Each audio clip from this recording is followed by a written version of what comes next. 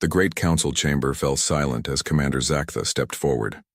His green scales caught the light from the crystal dome above.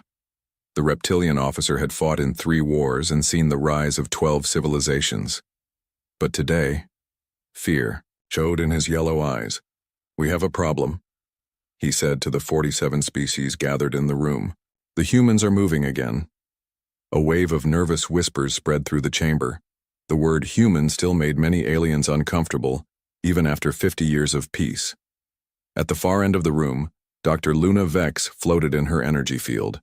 Her translucent body glowed with worry. "What kind of movement?" asked Admiral Crix.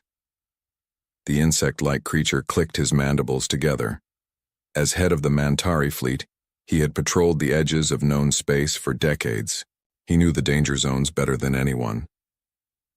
Zaktha activated the holographic display. A 3-dimensional map of the galaxy appeared in the center of the room. Most of it glowed blue, showing the territories of the Galactic Confederation. But at the edge, a large section pulsed red. Human space. "Our sensors detected massive energy surges along their border 3 days ago," Zaktha explained. "The readings were unlike anything we've seen before. Whatever they're building in there, it's big." The chamber erupted in concerned chatter. Species that had never agreed on anything suddenly found common ground in their fear of humanity. The Saurians hissed. The Mentari buzzed. The energy beings of Vex's people flickered with anxiety. "Order, order," called the council speaker, a tall being covered in silver fur. "Dr. Vex, you've been studying human transmissions for 20 years. What do you make of this?" Dr. Vex drifted closer to the display.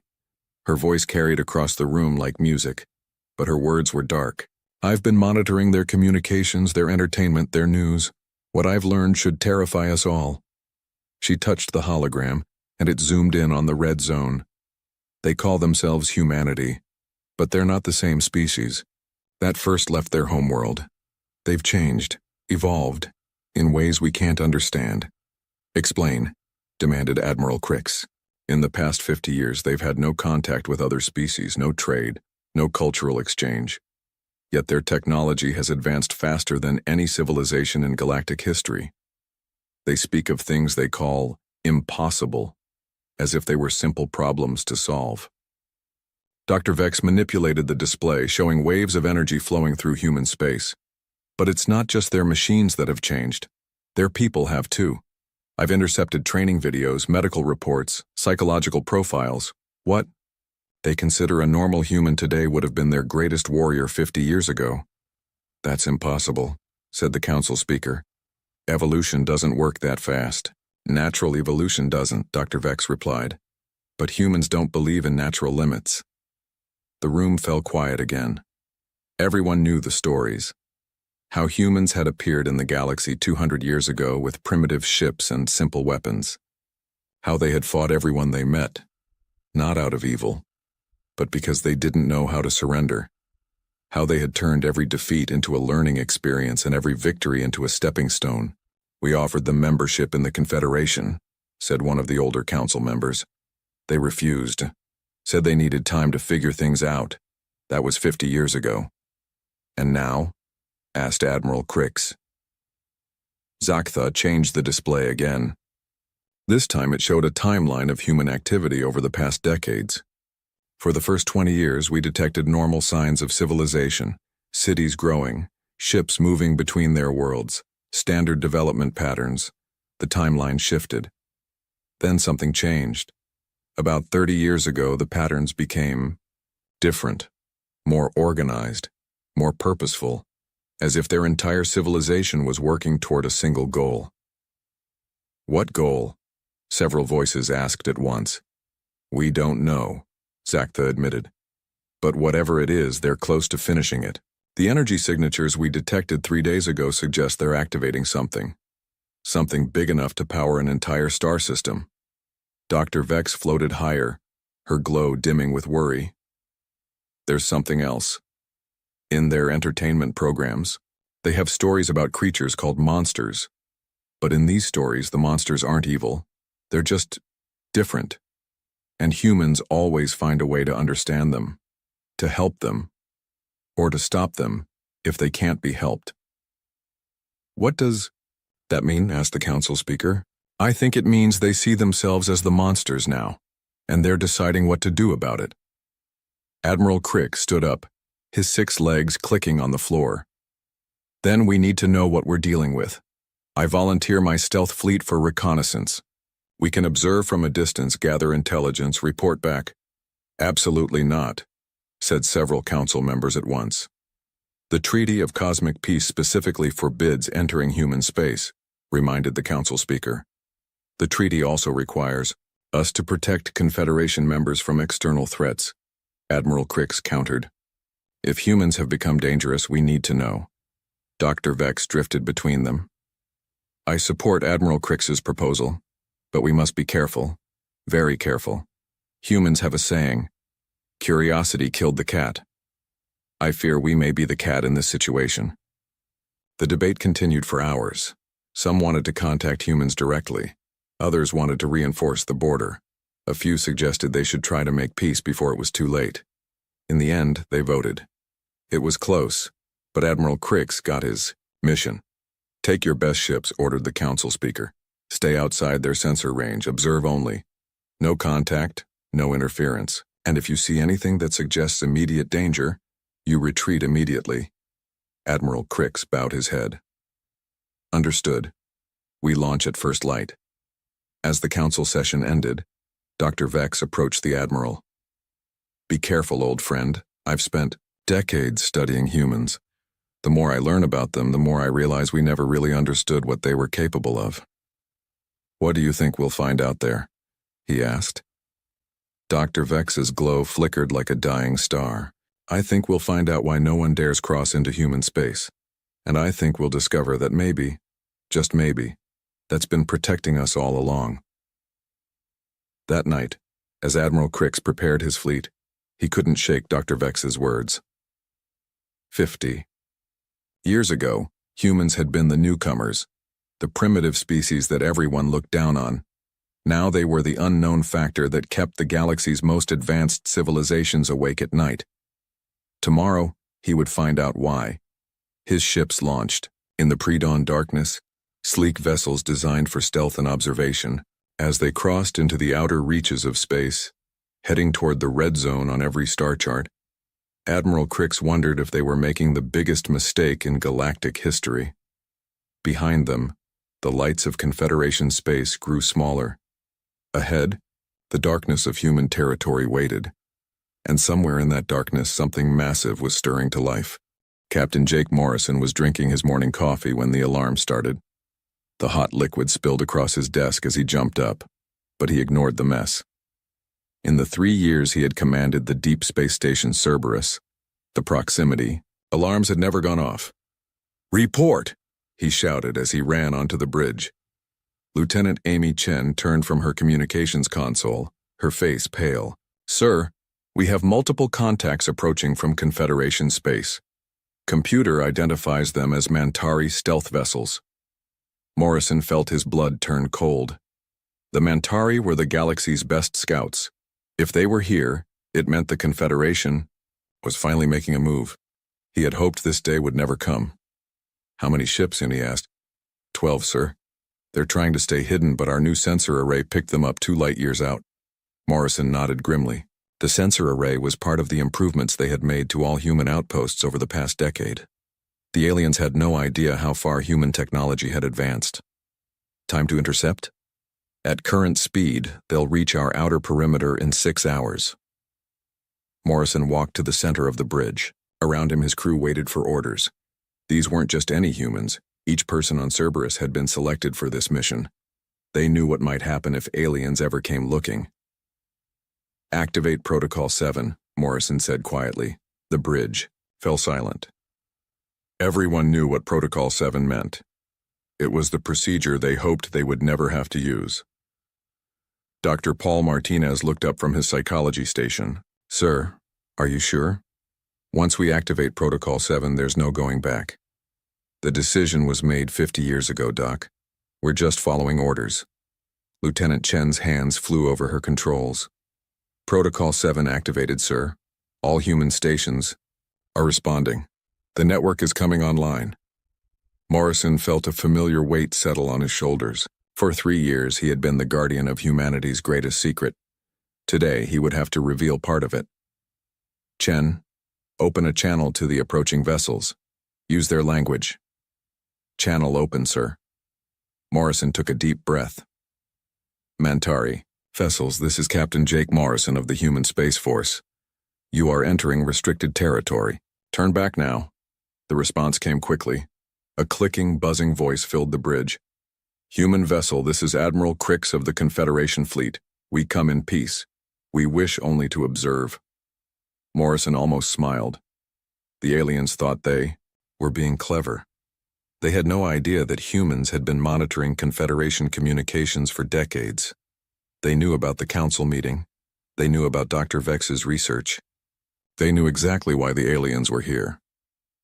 Admiral Crix, Morrison replied, you are not welcome here. Turn back now, or face the consequences. Chief Petty Officer Lisa Kane stepped forward.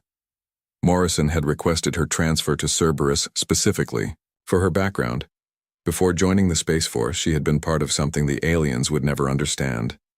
Sir, she said quietly, should I prep the demonstration? Morrison nodded. Do it. Kane moved to her station and began entering. Commands. Around the bridge, displays lit up showing the positions of every human outpost, ship, and installation within 100 light-years. The aliens were about to get their first real look at what human space had become. On the Mantari flagship, Admiral Crick studied the energy readings his sensors were detecting. When the human had activated something called Protocol 7, massive power sources had begun coming online throughout human territory. Science officer, he called. What are those? Energy signatures? The response worried him. Admiral, I'm reading power levels that should be impossible. These aren't just defensive installations, there's something else entirely. Weapons? Crix asked. I don't know, sir. The energy patterns don't match anything in our database. On Cerberus, Dr. Martinez was running psychological profiles on the alien fleet. His job was to understand how different species thought, how they reacted to stress, and how they made decisions under pressure. Captain, he said, based on Mantari psychology, they're probably confused right now. Their stealth technology isn't working, and they're detecting energy sources they can't identify. They'll try to gather more information before deciding whether to advance or retreat. Morrison nodded. How long do we give them? Mantari are cautious by nature. They'll want to report back to their superiors before taking any major action. I'd say we have maybe an hour before they make their move. Lieutenant Chen looked up from her station. Sir, I'm detecting communication bursts from their flagship. They're sending reports back to Confederation space.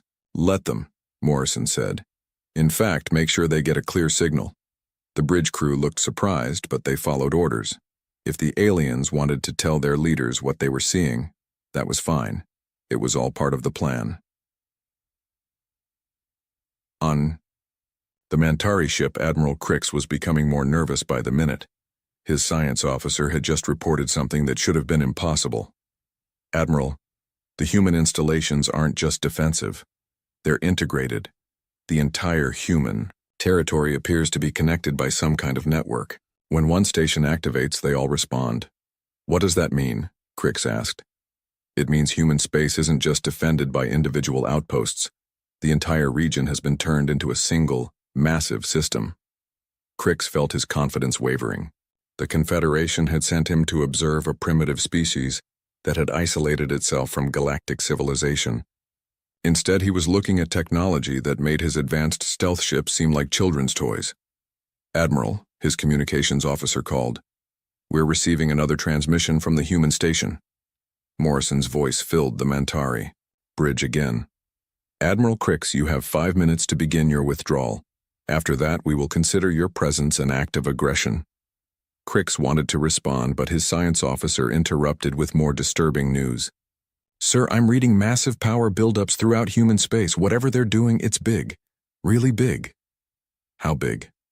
Admiral, if these readings are correct, they have enough power online to to affect the fabric of space itself. The implications hit Crix like a physical blow. The humans weren't just defending their territory. They had turned their entire region of space into something unprecedented.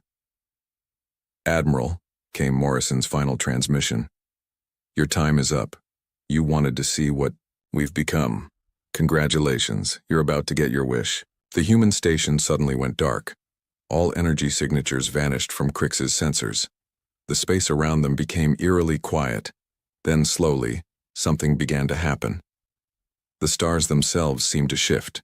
Space twisted in ways that violated every law of physics Crix knew. And in the center of it all, human space began to glow with an impossible light. Admiral Crix realized with growing horror that they weren't just observing humans anymore. They were trapped in whatever the humans had built. And based on the energy readings now flooding his sensors, the humans had just activated something that could reshape reality itself. The last thing he heard before his communications went dead was Captain Morrison's voice, calm and terrifying in its certainty. "You wanted to know why no one dares cross into human space, Admiral? Now you're going to find out firsthand. Welcome to humanity's greatest achievement. We call it evolution." Admiral Crix watched in horror as space itself began to change around his fleet. The stars that had been in fixed positions for millions of years started to move, not in straight lines like ships or planets, but in impossible spirals that made his eyes hurt to follow. "Science officer!" he shouted over the alarm sounds filling his bridge. "What's happening?" The response came back filled with panic. "Admiral, our instruments can't make sense of the readings. It's like the humans have taken control of physics itself." Before Crix could respond, a new voice came through their communication system. It was calm, professional, and completely terrifying in its confidence. "Admiral Crix, this is Colonel Ben Harris, Sol Defense Grid. Please remain calm. You are not in immediate danger, but you are now inside our space. We control everything here." Crix found his voice.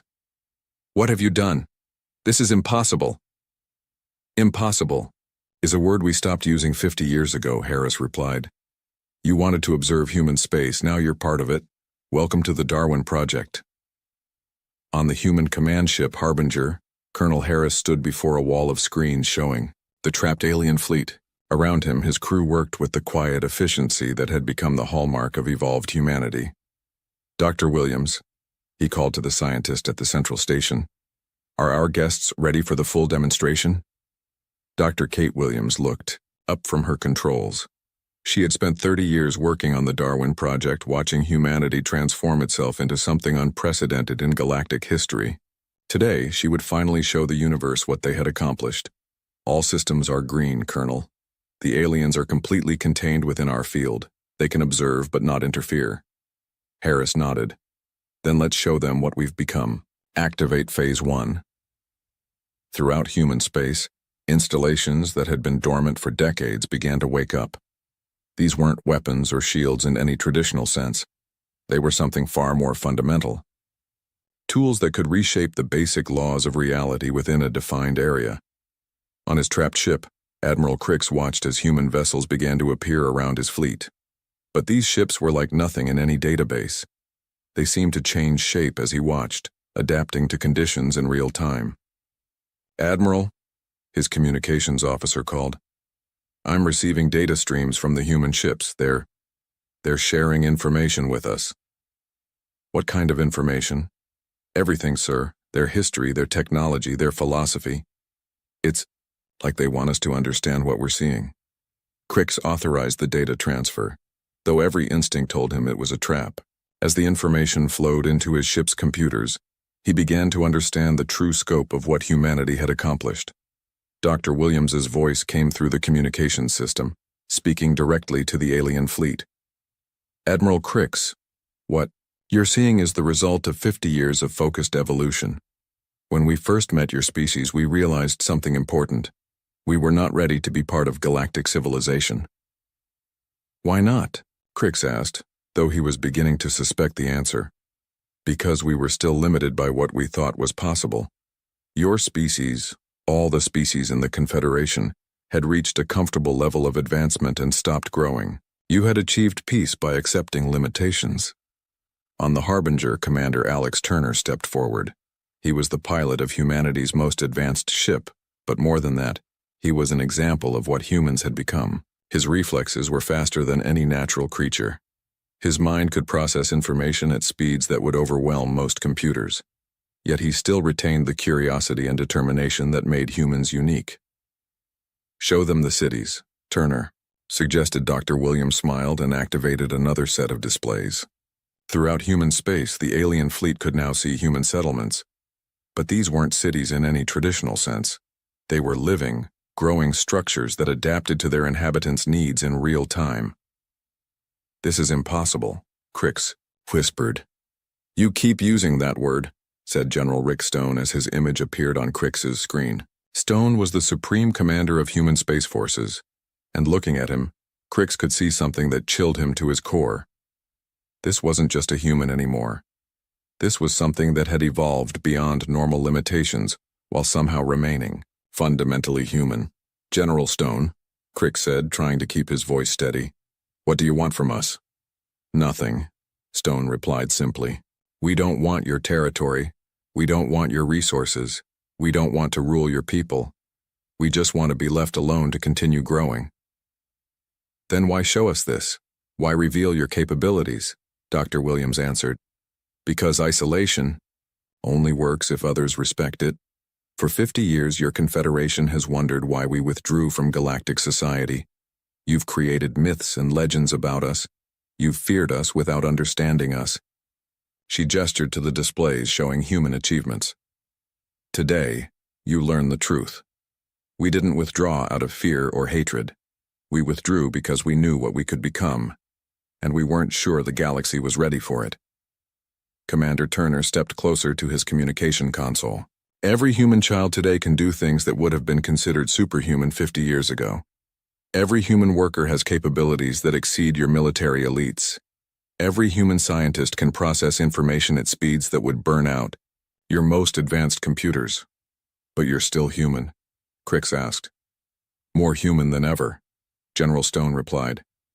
"We haven't lost our core nature. We've just removed the artificial limits that biology and technology once imposed on us." The data streams continued to flow, showing the aliens exactly how humanity had transformed itself. They had not just advanced their technology, they had evolved their biology, enhanced their psychology, and restructured their entire civilization around the principle of continuous improvement. The Darwin Project wasn't just about making better humans, Dr. Williams explained. It was about creating a species that could adapt to any challenge, survive any threat, and solve any problem. We became what we needed to become. Admiral Crix felt a deep fear settling in his chest. "And what did you need to become?" General Stone's image flickered as he smiled, and for a moment, Crix saw something in that smile that made him understand why no species had dared challenge humanity.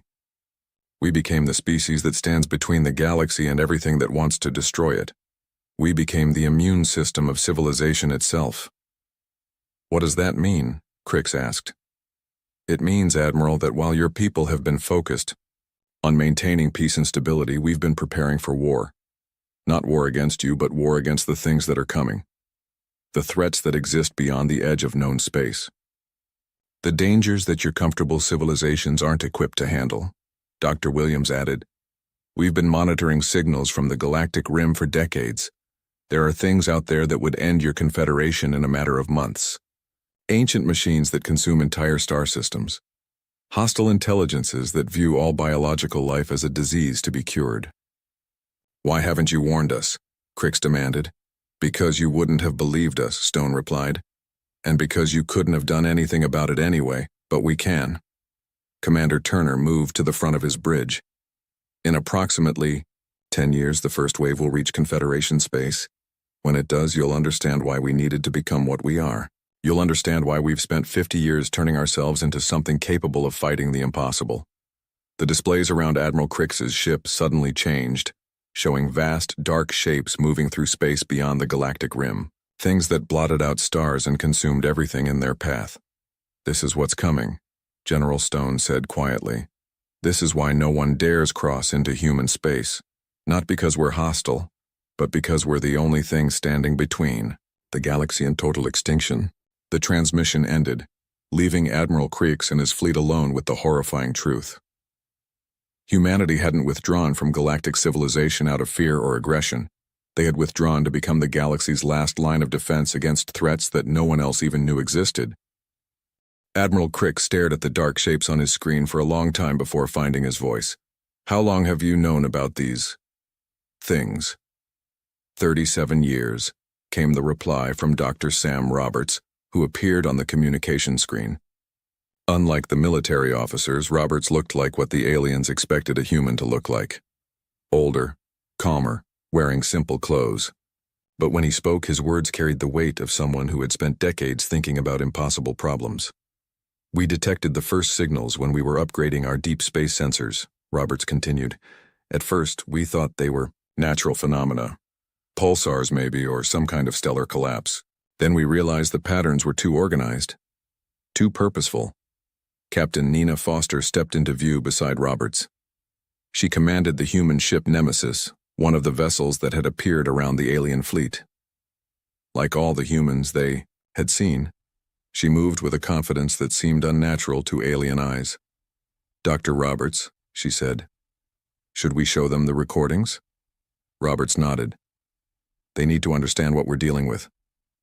The screens around Admiral Cricks's ship filled with images from deep space. At first they showed normal star fields, then slowly the stars began to disappear.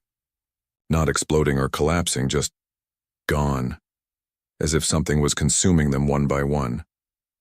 "This is the Helix arm, about 15,000 light-years from here," Roberts explained. "Over the past 30 years, we've watched 17 star systems just vanish, complete consumption, no debris, no energy signature, nothing." Cricks felt his scales crawl. "What could do that?" "We call them devourers," Foster replied. "We don't know what they are exactly. Machines, maybe? Or something that was once alive and became something else? What we do know is that they're headed this way." A new figure appeared on the screen. Sergeant Mike Davis looked like he should have been a normal human soldier, but as Cricks watched, Davis did something that made the alien admiral's eyes widen in shock. He lifted a piece of metal that should have weighed several tons, twisted it into a new shape with his bare hands, then set it down gently. "Don't be alarmed," Roberts said, noticing Cricks's reaction. "Sergeant Davis is demonstrating enhanced human capabilities. Physical strength is just one aspect of what we've become." "That's impossible," Cricks whispered. Davis smiled, and it was a surprisingly warm expression. "Admiral, with respect, we stopped believing in impossible a long time ago. When you're facing the end of everything you care about, you find ways to become whatever you need to be." Dr. Carol Jensen stepped forward, her hands glowing with some kind of energy field. "Admiral Cricks, may I explain what you're seeing? I'm a bioengineer. I helped design the modifications that make our current capabilities possible." Cricks nodded, though he wasn't sure he wanted to hear the answer. 50 years ago, humans were limited by biology," Jensen began. "We could only process so much information, move so fast, lift so much weight. We had maximum lifespans, maximum learning capacity, maximum everything." She gestured to the humans around her. "We removed those maximums, not by replacing our humanity, but by enhancing it. Every human today has the processing power of your most advanced computers, the physical capabilities of your strongest warriors, and the lifespan to actually use these gifts." "But you're still human?" Cricks asked. Dr. Roberts stepped forward, again. "That's the important part, Admiral. We didn't lose our humanity in becoming more than human. We became more human than ever." To demonstrate, Roberts pulled up recordings of human society. Cricks expected to see military installations and weapons factories. Instead, he saw children playing games that required impossible coordination, artists creating works that seemed to bend reality, families gathering for meals that lasted for hours of complex conversation. "We still love," Roberts said simply. "We still dream. We still make mistakes and learn from them. We still care about each other and about life itself. We just do all of it on a scale that would have been unimaginable to our ancestors, Captain." Foster activated another display. Admiral, would you like to see what human space really looks like? Not the defensive installations, but the places where we actually live. The screen showed a human city, but it was unlike anything in Crix's experience. Buildings that changed shape based on the needs of their inhabitants. Parks where the plants and animals had been enhanced to create living art.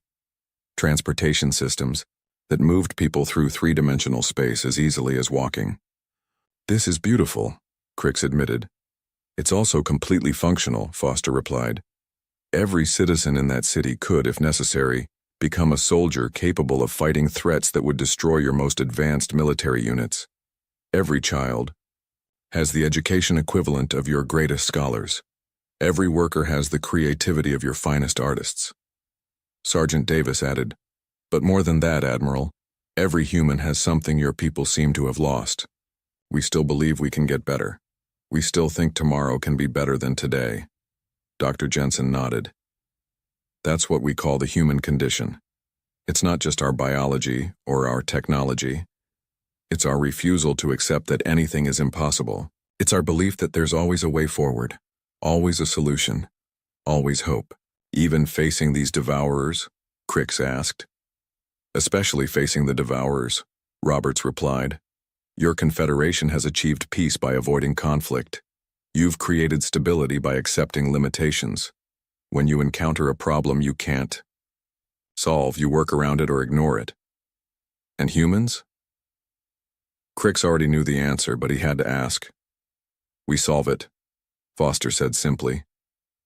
No matter how long it takes, no matter what we have to become, no matter what we have to sacrifice, we find a way.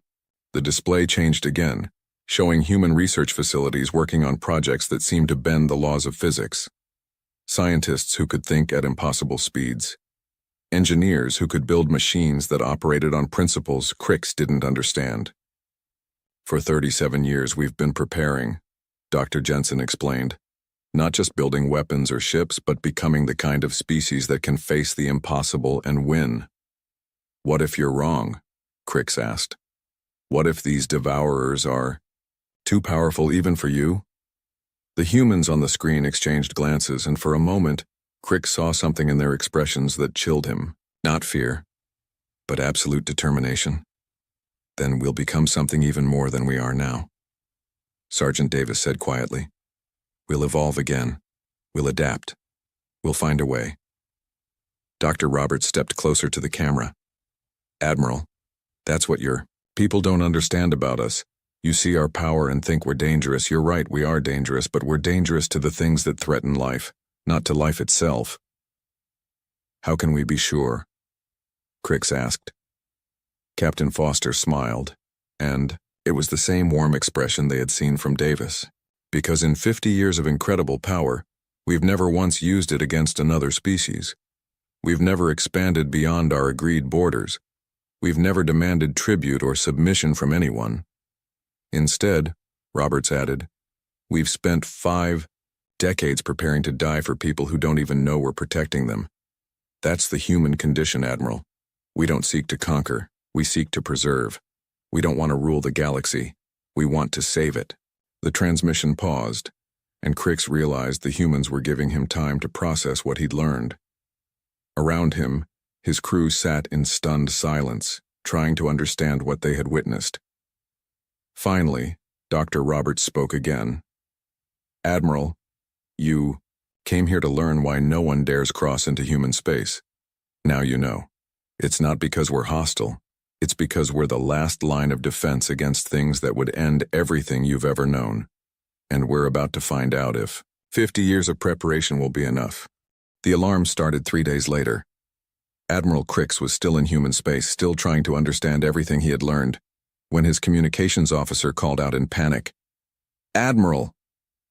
Multiple fleets approaching human territory from all directions. Crix rushed to his sensor station.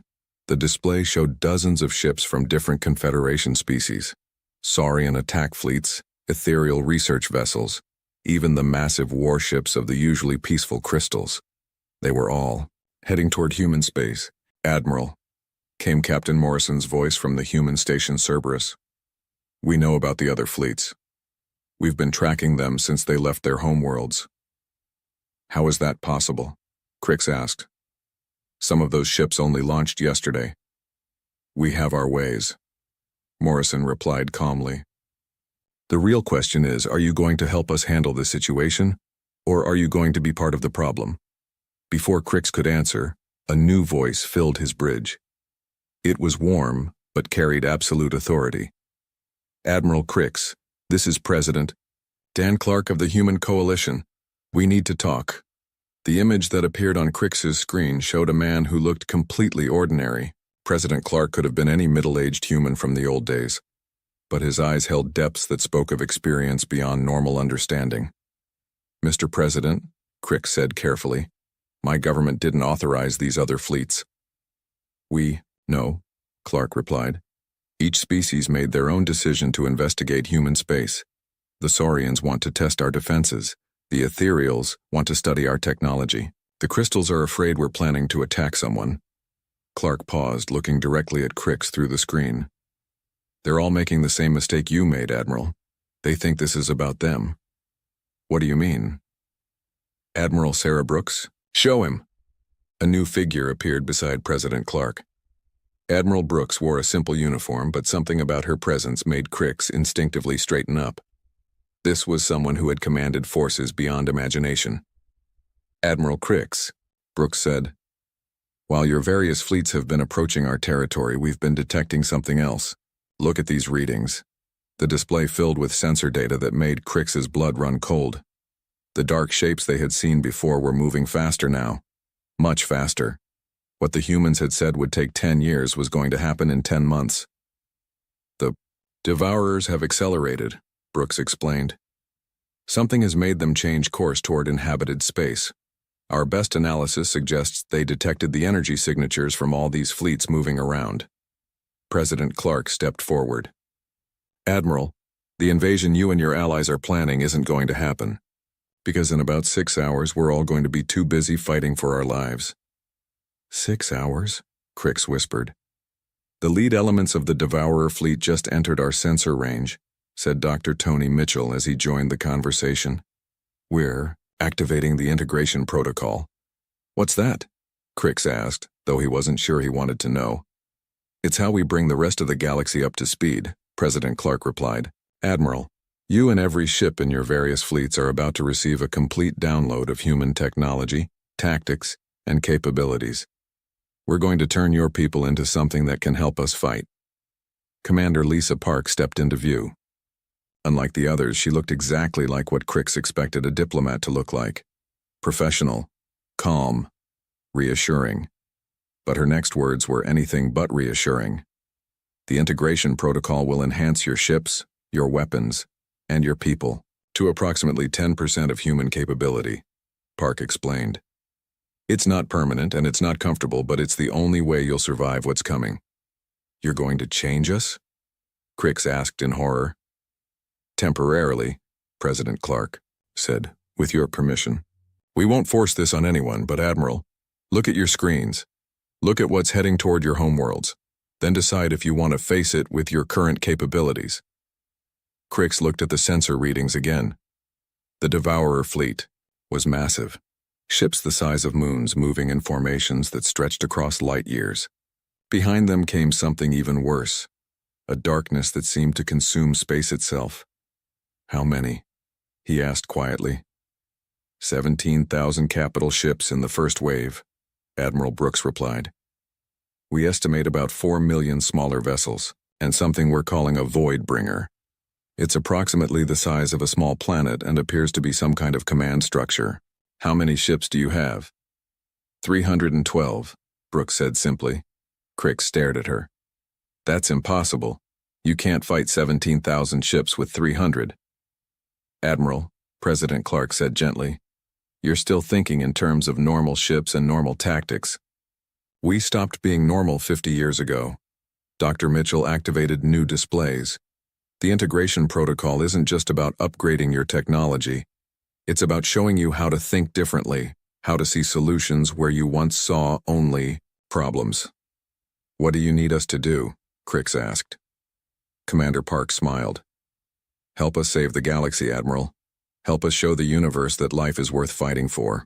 The transformation began immediately. Admiral Crix felt his mind expand as human knowledge flowed into his consciousness. His ship's systems upgraded themselves in real time. Around him, his crew changed as their capabilities grew beyond anything they had thought possible. But more than that, Crix began to understand. He saw how humans thought, how they approached problems, how they refused to accept defeat. For the first time in his life, he felt what it was like to believe that any challenge could be overcome. "Admiral," came Brooks' voice, "your fleet is now integrated with our defensive network. You're about to see what human space really is." The stars around them began to move again, but this time Crix understood what was happening. Human space wasn't just territory defended by ships. It was a weapon system the size of a solar system, designed to fight threats that normal civilizations couldn't even imagine. "All Confederation fleets, this is President Clark," came the broadcast to every approaching ship. "You came here to investigate human space. Instead, you're going to help us defend it. In 30 minutes, the greatest threat in galactic history will arrive. When it does, you'll understand why we needed 50 years to prepare, and why we spent that time becoming something worthy of the trust you're about to place in us." Admiral Crix felt the integration protocol complete its work. He was still himself, still Mentari, but now he could think at speeds that would have burned out his brain hours before. He could see tactical solutions that had been invisible moments ago. He could understand weapons that operated on principles his species had never discovered. "Admiral Brooks," he said, surprised by the confidence in his own voice, "what are your orders?" "Simple, Admiral," Brooks replied. "We're going to show these devourers something they've never encountered before. We're going to show them what happens when life refuses to give up." President Clark's final transmission went out to every ship in the growing fleet. "To all vessels, human and alien alike. Today we find out if 50 years of preparation was enough. Today we discover whether one species' refusal to accept the impossible can save an entire galaxy. Today no one fights alone." As the Devourer fleet emerged from the darkness between stars, Admiral Crix realized that everything had changed. The aliens had come to human space to investigate a mystery. Instead, they had become part of the solution to the greatest crisis in galactic history. And for the first time since he had entered human space, Admiral Crix wasn't afraid, because now he understood what the humans had been trying to tell him all along. Sometimes the only way to protect what you love is to become something greater than what you were. And sometimes that transformation changes not just you, but everyone around you. The battle for the galaxy was about to begin, and this time life was going to fight back. The stars looked different from the observation deck of the Earth diplomatic vessel Starlight. Commander Ethan Pierce stood with his hands clasped behind his back, watching as the blue-green planet grew larger in the view screen. New Horizon was the name humans had given to this world, the site of humanity's third extrasolar colony, and now the location for their first formal diplomatic meeting with an alien species. "Nervous, Commander?" Dr. Olivia Martinez stepped beside him, her dark hair pulled back in a neat bun. As the ship's chief xenobiologist, she had spent months studying the limited data they had on the Zeltorians. "Cautious," Ethan replied. "We've had small exchanges with their scout ships, but this is different. A formal treaty will change everything." The Starlight wasn't a warship, but it wasn't defenseless either. Ethan had insisted on that when they retrofitted the vessel for diplomatic missions. Human expansion into space had been peaceful so far, but the universe was vast and unpredictable. "Ambassador Wright is ready in the conference room," said a voice from behind them. Lieutenant Peter. Goldman stood at attention, his uniform crisp despite the long journey. Ethan nodded. "Tell him we'll make orbit in 20 minutes. The Zeltorian ship should arrive shortly after." As predicted, a sleek silver vessel appeared from the dark of space just as the Starlight settled into orbit. The Zeltorian ship was beautiful in a strange way, all curved lines and smooth surfaces that seemed to flow like liquid metal. It was smaller than the Starlight but moved with precision that suggested advanced technology. Ambassador Samuel Wright waited at the docking bay, flanked by his diplomatic team. At 62, Wright had silver hair and the patient eyes of someone who understood that words could be more powerful than weapons. "Remember," Wright told the welcoming party, The Zeltorians value hierarchy and clear communication. They don't understand subtle hints or implied meanings. The docking tube connected with a soft hiss, and everyone straightened as the inner door slid open. The Zeltorians were tall, with gray-blue skin that shimmered slightly under the ship's lights. Their 4 eyes, too large and too small, blinked in different patterns as they took in the human reception party. Leading them was Zarvex, easily identified by the ornate silver bands around his upper limbs. "Ambassador Wright," Zarvex said, his translator converting the clicks and whistles of his native language into English. "The High Council sends their respect." "High Counselor Zarvex," Wright replied with a slight bow. "Earth Command welcomes you and your delegation. We hope this meeting marks the beginning of a beneficial relationship between our peoples." The formal introductions continued as they moved to the conference room. Dr. Martinez observed the Zeltorians carefully, noting how they moved with deliberate grace, how they seemed to communicate with subtle eye movements when they thought no one was watching. Over the next 3 days, the treaty negotiations progressed better than expected. The Zeltorians were interested in human agricultural techniques. Their own world suffered from limited growing seasons, while humans coveted the efficient energy storage technology the aliens had mastered. On the 4th day, they reached the section on cultural exchange and colony rights. This was when Ambassador Wright raised a point he considered essential. "Before we continue," Wright said, placing his hands flat on the table, "there is a fundamental aspect of human society that must be clearly understood."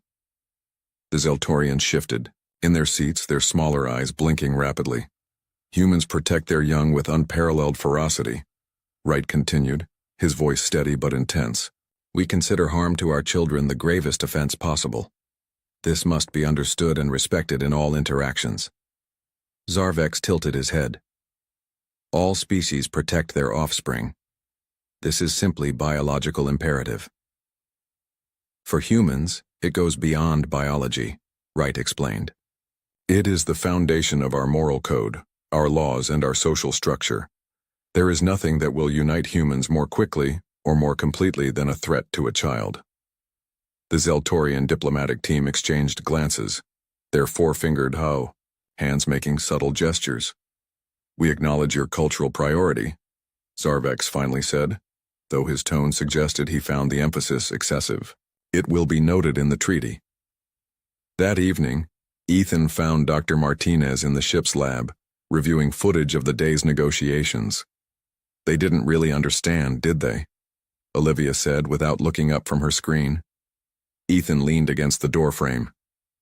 "What makes you say that?" "Watch their eye patterns when Ambassador Wright was speaking about protecting children. The small eyes were blinking in their dismissal pattern. They think we're being primitive. Does that concern you?" Olivia turned to face him. "The Zeltorians reproduce in large numbers. Their young mature quickly and with minimal parental investment. They simply don't have the same connection to their children that we do. You think this could cause problems?" "Cultural misunderstandings often do," she said with a shrug. "But that's why we're here, isn't it? To build understanding?" 2 weeks later, the treaty was signed. A formal ceremony was held on New Horizon, where the first integrated human Zeltorian research facility would be established. Governor Alan Daniels hosted the event, with his 8-year-old daughter Lisa at his side. The young girl watched the proceedings with bright, curious eyes. "Is that a real alien?" Lisa whispered to her father, pointing at Zarvex. "Yes, sweetheart. He's a Zeltorian, from a planet many light years away," Alan explained quietly. "His eyes are cool," she decided. Later, at the reception, Lisa approached the Zeltorian diplomat with the fearless curiosity only children possess. "Hello, Mr. Alien. I'm Lisa." Zarvex looked down at the small human, seemingly uncertain how to respond. "You are a juvenile human." "I'm 8, Lisa said proudly. "Do you have kids too?" "My genetic material has contributed to many offspring," Zarvex replied stiffly. Dr. Martinez, who had been watching the exchange, stepped closer. "Lisa is the governor's daughter. She's very curious about new things." Human children spend many years in development, Zarvex observed. Inefficient but perhaps necessary for your species' cognitive abilities.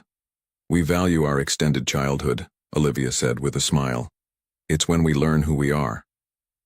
Across the room, Ambassador Wright was speaking with Commander Pierce. The treaty is just the beginning, Wright said. The real work is ensuring they understand us and we understand them. And if they don't take our warnings seriously? Ethan asked quietly. Wright's expression grew serious. Then they'll learn the hard way. But let's hope it doesn't come to that. As the reception continued, none of them noticed the intense interest with which certain members of the Zeltorian science team observed Lisa and the other human children present. Nor did they see the rapid communications being sent back to the Zeltorian homeworld, detailing observations about human developmental patterns and neuroplasticity.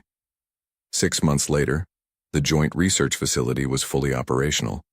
Dr. Martinez worked alongside Zeltorian scientists studying compatible agricultural methods, while Lisa Daniels became a frequent visitor, fascinated by the alien researchers and their strange equipment. The peace between humans and Zeltorians seemed secure, but beneath the surface, curiosity was turning into something more dangerous, something that would soon test the warning Ambassador Wright had so clearly given. Touch a human child, and you won't survive the consequences. 6 months after the treaty signing, New Horizon Colony was thriving. The joint research facility stood on the edge of the main settlement, its silver and glass buildings gleaming in the planet's golden sunlight. Inside one of these buildings, Kreltor hunched over a data screen, studying the results of his latest experiment. Fascinating, the Zeltorian scientist murmured to himself. Human neural pathways show remarkable adaptability. His 4 eyes blinked, in an excited pattern as he compared the brain scans of adult humans with those of children. The difference was striking. Adult brains were more fixed, their patterns solidified. But the children's brains showed incredible plasticity, able to form new connections, adapt to new environments, and learn at speeds that amazed the Zeltorian researchers. Kreltor's private laboratory was located in a section of the facility that human scientists rarely visited. His true research wasn't included in the official exchange program. The Zeltorian High Council had authorized these additional studies, considering them too valuable an opportunity to miss. Still working, Kreltor. Another Zeltorian entered the lab, this one wearing the bands of a security officer. Yes, Mevran.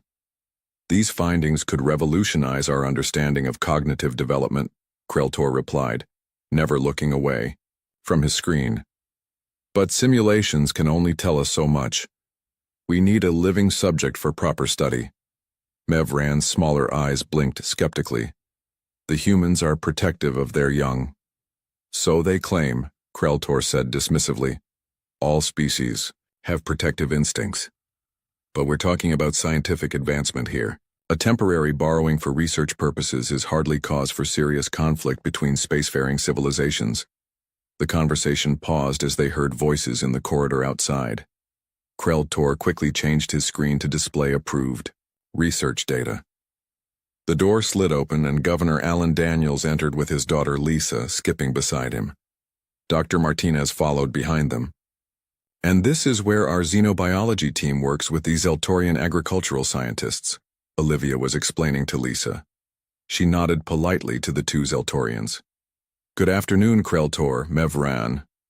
Dr. Martinez, Kreltor acknowledged. His 4 eyes focused on Lisa, who stared back at him with unabashed curiosity. Your eyes are different sizes, Lisa said, pointing at his face. Lisa, her father gently corrected. We talked about not pointing. It's quite all right, Governor Daniels, Kreltor said.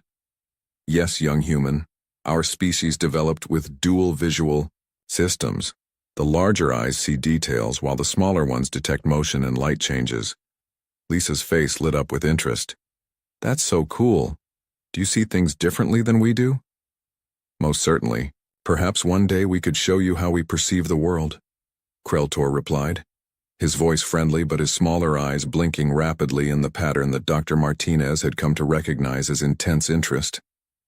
As the humans continued their tour, Krell watched them leave, particularly the child. "That one would be perfect," he said quietly to Mevran. "Young enough for maximum neural plasticity, but old enough to communicate her experiences." "The governor's daughter? You can't. Be serious. Science requires bold action, Mevran. Make the preparations. The colony's Founding Day Festival is in 3 days. With the celebrations and crowds, it will provide the perfect opportunity." 3 days later, New Horizon Colony was transformed. Colorful banners hung from buildings, music played in the central plaza, and both humans and the few Zeltorians stationed on the planet mingled among food stalls and game booths. It marked 1 full planetary year since the colony's establishment, a cause for celebration. Governor Daniels gave a short speech, with Lisa standing proudly beside him. When the formal part of the festivities ended, Lisa begged to go play games with the other children. "All right, but stay in the main plaza where I can see you," Alan told her, watching as she ran off to join a group of children throwing rings onto bottles. Ryan Daniels, Lisa's uncle, and the colony's chief engineer, approached his brother. "Quite the success, Governor. The colony's thriving." Alan smiled, watching his daughter laugh as she played. "It hasn't been easy, but days like today make it all worthwhile." "She's growing up fast," Ryan observed, nodding toward Lisa. "Too fast. Hard to believe she'll be 9 next month." The brothers continued talking, occasionally glancing toward the children's area. The plaza was getting more crowded as the afternoon progressed. When Alan looked again for Lisa, he couldn't spot her among the other children. "Do you see Lisa?" he asked Ryan, a hint of concern in his voice. Ryan stood on his tiptoes, scanning the crowd. "She was at the ring toss a minute ago." The brothers moved closer to the game area, but Lisa wasn't there. They asked the other children, who said she had gone to get a snack. They checked the food stalls, but there was no sign of her. 30 minutes later, the entire security team of New Horizon was searching for Lisa Daniels.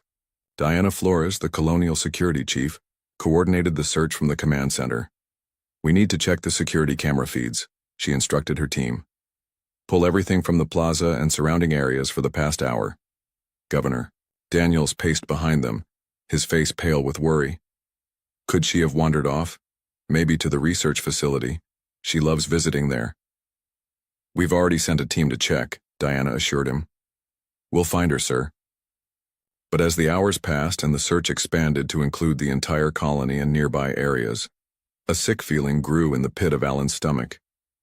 Lisa wasn't the type to wander off without telling someone. Something was wrong. In the command center, a security officer called out, "Chief Flores, I found something." Diana and the governor rushed to his screen. The footage showed Lisa near the edge of the plaza, looking at something off camera. Then a figure in a hooded cloak approached her, showed her something in their hand, and led her away. "Enhance that image," Diana ordered. The computer zoomed in and clarified the grainy footage. The figure's hood slipped back slightly as they turned, revealing the unmistakable four-eyed face of a Zeltorian. "No," Alan whispered, his voice breaking. "Why would they take her?" Diana was already moving, grabbing her communication device. "Lock down the spaceport.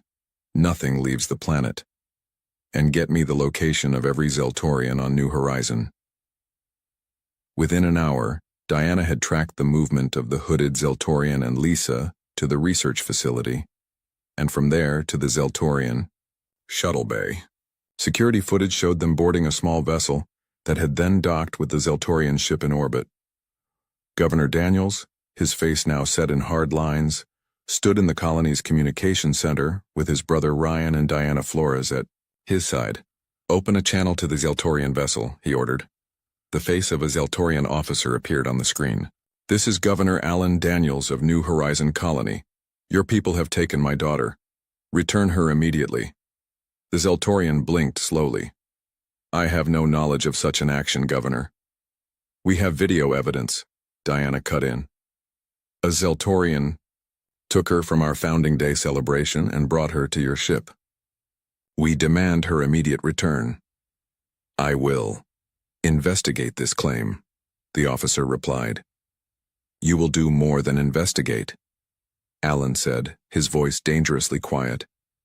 You will return my daughter unharmed within the next hour, or I'm contacting Earth Command.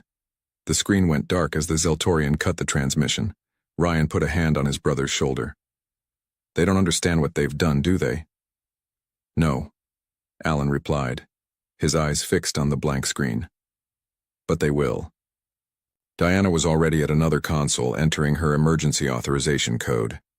This is Colonial Security Chief Diana Flores. Authorization Sierra Echo Charlie 497. Priority 1 emergency transmission to Earth Command. Subject: child abduction by Zeltorian nationals. Request immediate response.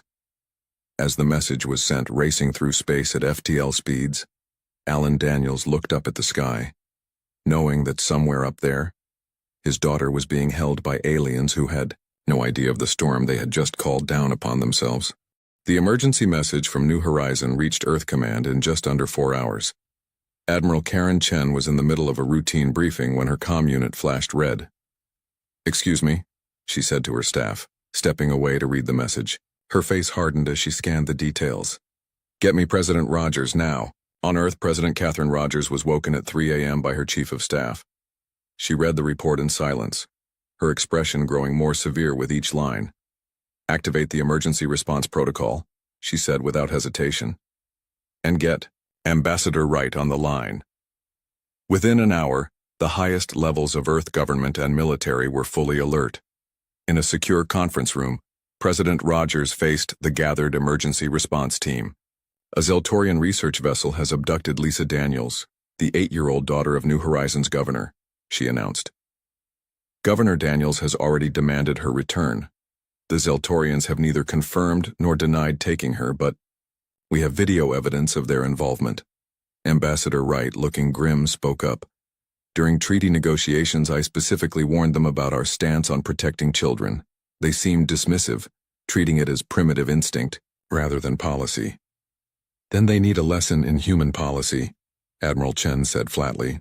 Madam President, I recommend deploying the Second Fleet immediately. President Rogers nodded. Authorized, Admiral. You have full operational discretion. Our priority is the safe recovery of Lisa Daniels. And the Zeltorians? Wright asked quietly. They were warned, Rogers replied, her voice cold. Make sure every human outpost and colony is informed, and prepare a message for the Zeltorian High Council.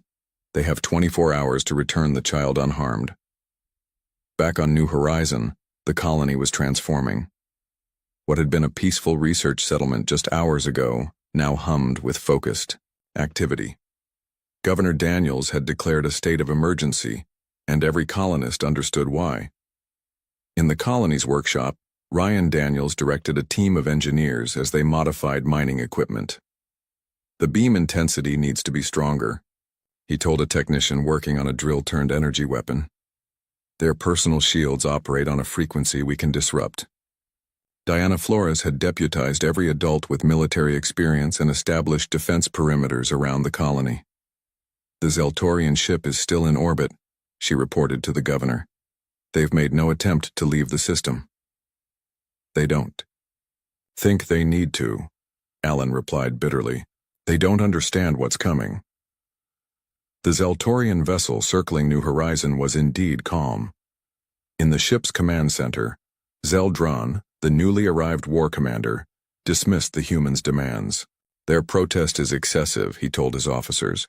Kreltor's research is valuable to the High Council.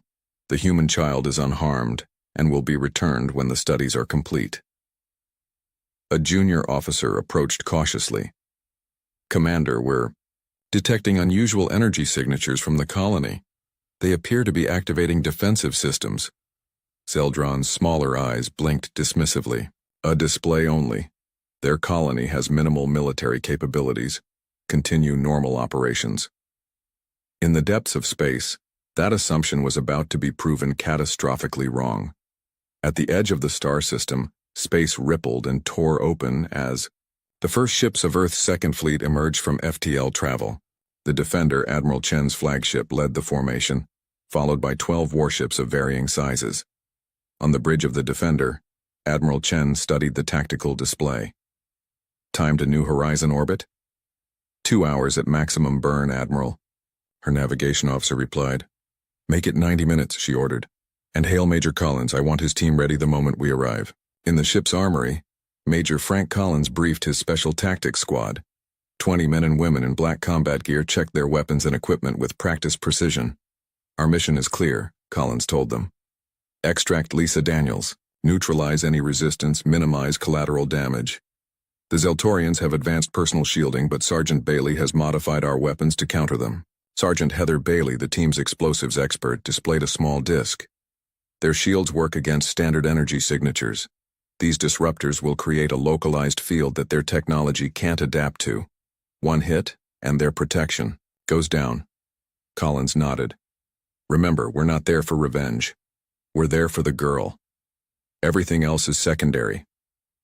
As Earth's military machine moved with cold efficiency, the Zeltorian High Council finally began to realize the situation's gravity.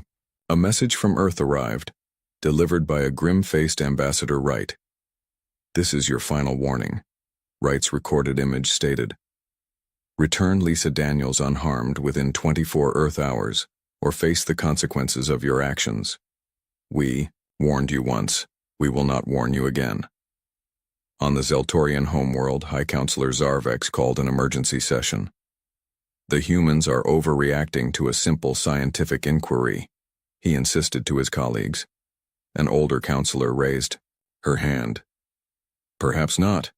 Reports are coming in of human military vessels mobilizing throughout their territory. Not just near New Horizon, everywhere.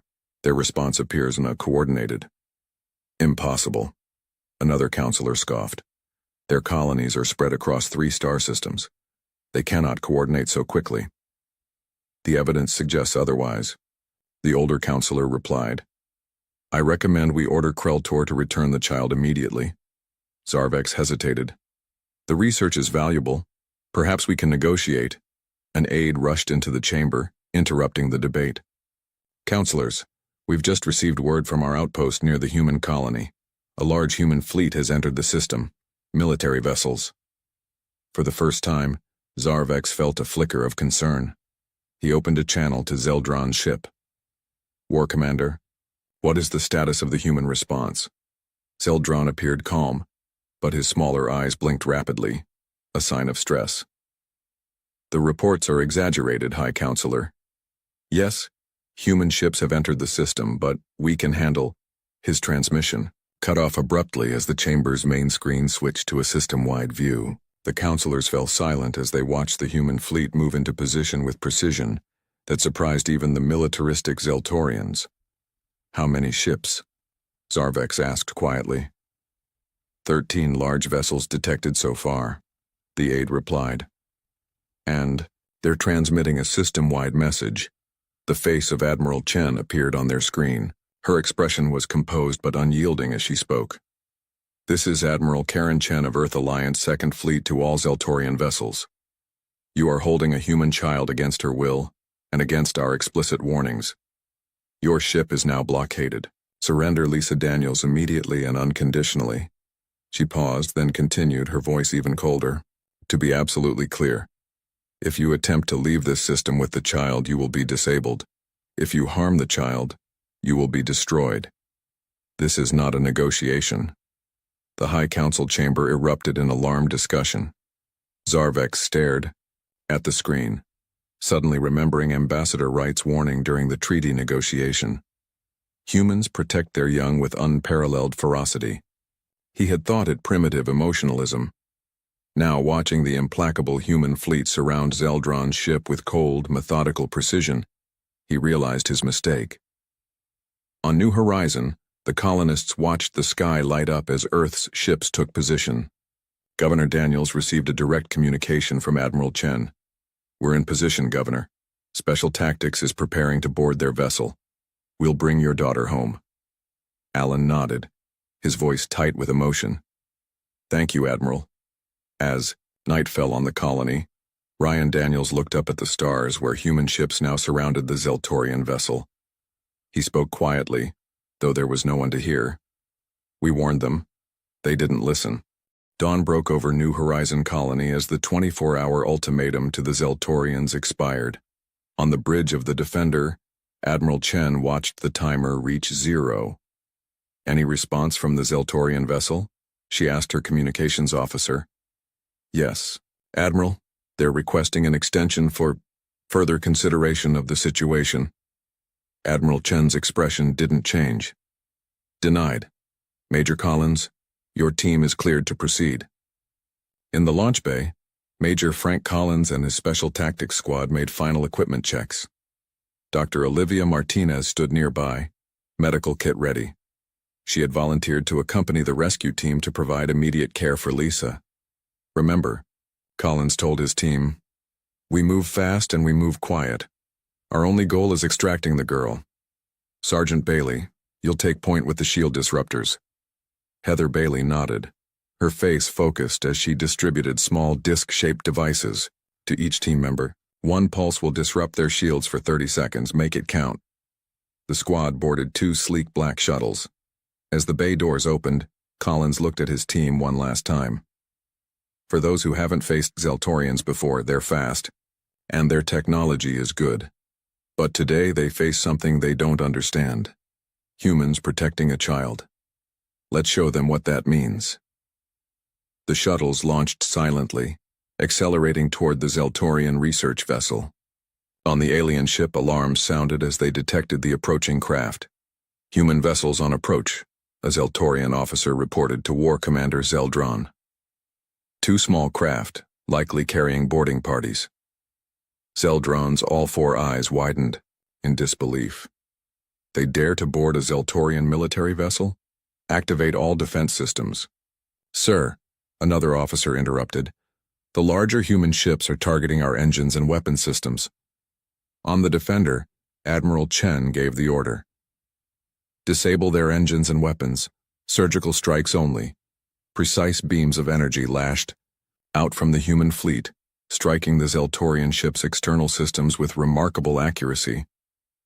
The alien vessel shuddered as its engines went dark. The Special Tactics shuttles reached the now drifting ship, attaching to its hull near an external airlock. Sergeant Bailey placed a device against the airlock controls and the interface sparked before the door slid open. We're in, Collins reported back to the Defender. Proceeding to target. Dr. Martinez checked her tablet, which displayed a thermal scan of the ship. I'm detecting a small human heat signature 3 levels down, likely in their research section. Collins nodded. Squad 1 with me to the research level. Squad 2, secure our exit path. They moved through the corridors with practiced efficiency. When the first Zeltorian security team appeared, Bailey fired her disruptor. The pulse made the air shimmer, and the Zeltorians' protective shields flickered and died.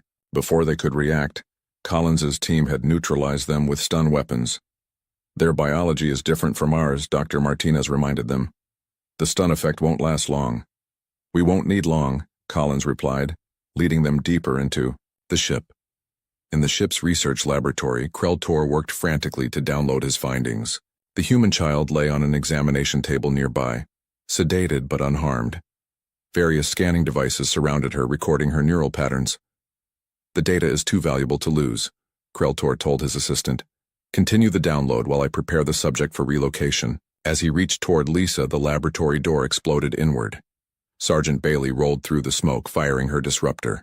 The Zeltorian scientists' shields failed, and they fell back in alarm as the rest of Collins's team entered, weapons raised. Step away from the child, Collins ordered, his voice deadly quiet.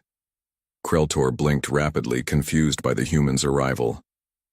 This is a scientific research facility. Your aggressive action is unwarranted. That's a human child, Collins replied, gesturing to Lisa. Our warning was clear. Dr. Martinez pushed past him, rushing to Lisa's side.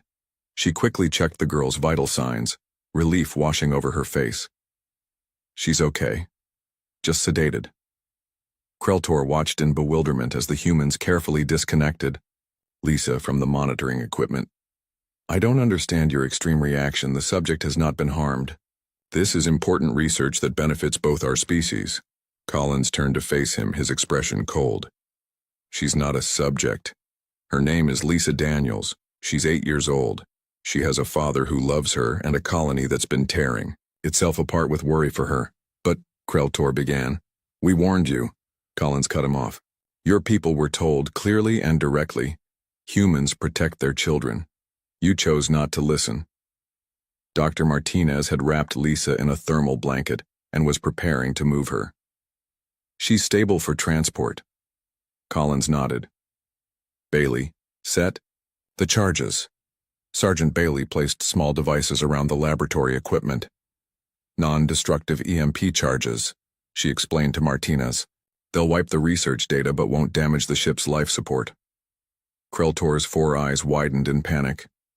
No, you can't. This research took months. Consider yourself lucky, Collins replied. If she'd been harmed, this entire ship would be space dust right now. He activated his comm unit. Admiral, we have the package. Lisa is safe and we're extracting now.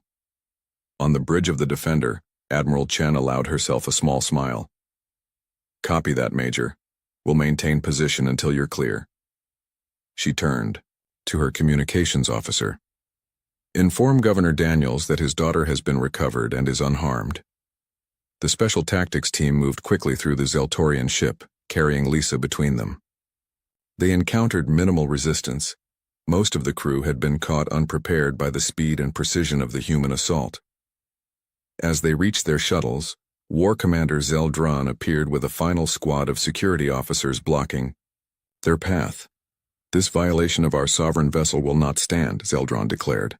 Return the subject to our custody immediately. Collins gestured and Bailey launched her last disruptor. As the Zeltorians' shields failed, the human team raised their weapons. Last chance, Collins warned. We're leaving with the girl. You can either let us pass, or you can explain to your High Council why half your crew couldn't walk away from this. Zeldron looked from the humans to his disabled troops, finally recognizing the situation was lost. He stepped aside, his smaller eyes blinking in frustrated patterns. The High Council will demand reparations for this attack, he said as they passed. Collins paused briefly. Tell your council that we kept our response proportional. The child is unharmed, so your ship and crew are unharmed. Remember that, Mercy, if you ever consider touching a human child again. The shuttles detached from the Zeltorian vessel, flying back toward the Defender. As they landed in the ship's bay, medical teams rushed forward with a stretcher for Lisa. She'll wake up soon, Dr. Martinez told them. The sedatives they used are wearing off. She'll be disoriented but should recover quickly. Admiral Chen met them at the shuttle, looking down at the sleeping child with an expression of relief. Well done, Major. Prepare your report. I want a full accounting of their research activities. Yes, Admiral, Collins replied. But I think they got the message. In the Defender's medical bay, Lisa began to stir as Dr. Martinez sat beside her. The girl's eyes fluttered open, confusion evident on her face. Where? She murmured. You're safe, Lisa, Martinez said gently. You're on a human ship and we're taking you home to your dad. Lisa blinked, memories slowly returning. The aliens. They said they wanted to see how my brain worked. They won't bother you again, Martinez assured her, squeezing her hand. Half the human fleet made sure of that. On the bridge, Admiral Chen opened a channel to the colony. Governor Alan Daniels' anxious face appeared on screen. Admiral, is it true? You have her? We do, Governor. Lisa is safe and unharmed. Dr. Martinez is with her now. We'll bring her home within the hour. Alan's composure finally broke, tears of relief streaming down his face. Thank you, thank you. No thanks needed, Chen replied firmly. This is what we do. We protect our children. As the Defender moved into position to send a shuttle down to the colony, the Zeltorian vessel remained dark and silent, its crew coming to terms with a lesson they would not soon forget. When humans said, touch a human child, and you won't survive. The consequences, it wasn't a threat or an exaggeration, it was a promise. A week after Lisa's rescue, New Horizon Colony was finally returning to normal. The Earth fleet remained in orbit, a silent reminder of humanity's resolve. But the streets were peaceful again. The modified mining equipment had been returned to its original purpose, and colonists were back at work in the fields and labs. In the governor's residence, Lisa sat on the couch between her father and Dr. Martinez.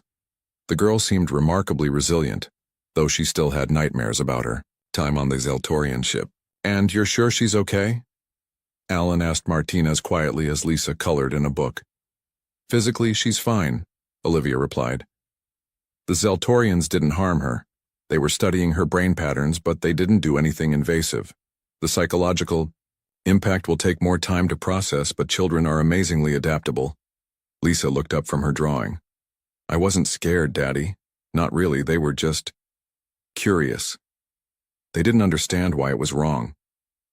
Alan hugged his daughter close. "Well, they understand now." The door chimed and Ryan Daniels entered with Diana Flores. "The ambassador has arrived," Diana announced. Ambassador Samuel Wright had traveled directly from Earth when he heard about the incident. Now he stood in the governor's living room, formal in his diplomatic uniform but with warmth in his eyes as he greeted Lisa. "Hello, young lady. You've caused quite a stir across 3 star systems." Lisa smiled shyly. "Did I get in trouble?" No, Wright chuckled. "But your adventure has certainly changed things between humans and Zeltorians." He looked to Alan. "The High Council has requested a formal meeting to discuss new diplomatic protocols. They're taking this very seriously now." "They should," Alan said, his voice still carrying an edge of anger. "What happens to the ones who took her?" "Kreltor and his research team have been handed over to human authorities," Diana explained. "They'll face trial under the colonial justice system." The Zeltorians didn't protest. In fact, their High Council seems eager to show they understand the severity of the offense. Wright nodded. "It's unprecedented. The Zeltorians have never before allowed their citizens to be judged by another species' legal system." On the view screen in the corner of the room, President Rogers was giving an address to all human colonies and settlements. They turned to watch. "The safe return of Lisa Daniels reminds us of what we stand for," the president said. "Throughout human history, across cultures and continents, one principle has remained constant. We protect our children at any cost. Today that principle extends to the stars." She continued, her expression solemn. "The response to this crisis was not just military. It was every human, in every colony, acting as one. Engineers modified equipment for defense. Civilians volunteered for security duties. Ships from private companies offered their services without being asked. We showed the galaxy what humanity truly is." As the president spoke, similar scenes played out across human space. On distant colonies and outposts, humans watched their leaders reaffirm the principle that had united them. Even Earth's oldest rivals set aside their differences in the face of a threat to a human child. Meanwhile, on the Zeltorian homeworld, the High Council was in emergency session. Zarvek stood before his peers, his posture humble in a way no human had ever seen in a Zeltorian leader. "We have made a grave misjudgment," he admitted. "What we dismissed as primitive instinct is instead the foundation of human society." Their warning was not exaggeration or diplomatic posturing. The other counselors murmured in agreement. One elder spoke up. "The human response was unexpected. Not just its speed or its scale, but its unity. Their colonies are spread across vast distances, yet they mobilized as a single entity. And their restraint was equally notable," added another counselor. "They had the power to destroy our research vessel, yet they exercised precision. The child was unharmed, so they left our people unharmed." Zarvex nodded. "They sent a message that was both clear and measured. We would be foolish not to heed it." 2 days later, Ambassador Wright met with Zarvex aboard the Defender. Admiral Chen had offered the neutral location as a gesture of cautious goodwill. The 2 diplomats sat across from each other at a simple table, without their usual entourages. "My people wish to express their profound regret," Zarvex began, his 4 eyes blinking in patterns of sincere contrition. "The actions of Kreltor violated not only our treaty, but a principle we failed to properly understand. Wright nodded, his expression neutral. And now? Now we understand, Zarvex replied. What your people demonstrated was not merely military capability, but something our analysts are still struggling to quantify. Your entire species moved as one, without central command, united by a shared value so deep it requires no enforcement. The protection of our children isn't a law, Wright explained. It's who we are. We wish to establish new protocols, Zarvex continued. Clearer boundaries, better cultural understanding. We still believe our species can benefit from peaceful exchange. Wright considered this. That's possible, but trust has been broken. It will take time to rebuild. Back on New Horizon, life continued to move forward. The Joint Research Facility reopened, though under much stricter protocols and with human security officers present at all times. The Zeltorian scientists who returned were noticeably more respectful and cautious around humans, particularly children. 1 month after the incident, a ceremony was held in the colony's central plaza, the same place where Lisa had been taken. Governor Daniels unveiled a simple monument, a stone marker with an inscription in both English and the Zeltorian language. This monument stands as both a remembrance and a warning, Allen said to the assembled colonists and the few Zeltorian representatives who had been permitted to attend. It reminds us that understanding between different species requires respect for core values. Lisa, standing beside her father, read the inscription aloud. On this spot, lines were crossed and lessons learned. May all who visit this colony understand. Humanity's children are humanity's future. Their protection is not negotiable. Dr. Martinez, watching from the crowd, noticed how the Zeltorians' smaller eyes remained fixed downward, their cultural expression of acknowledgement and respect. That evening, Lisa sat with her Uncle Ryan on the porch of their home, looking up at the stars where human ships still patrolled. Will the aliens ever be our friends again? She asked. Ryan considered the question carefully. I think so, but now they understand us better. Sometimes that's what friendship needs, clear boundaries. Daddy says I was brave, Lisa said proudly. You were, Ryan agreed. And because of you, every human child in every colony is safer now. Everyone out there among the stars knows the one rule they must never break. Lisa nodded solemnly. Don't mess with human kids. Ryan smiled and put his arm around his niece's shoulders. Exactly. In the years that followed, the incident became known throughout human space and beyond as the Daniels Protocol, a case study in cultural lines that must never be crossed. It was taught to every new species humanity encountered, a simple but powerful message. We welcomed you to trade with us. We invited you to learn with us. We offered you friendship. But we warned you, touch a human child, and you won't survive the consequences.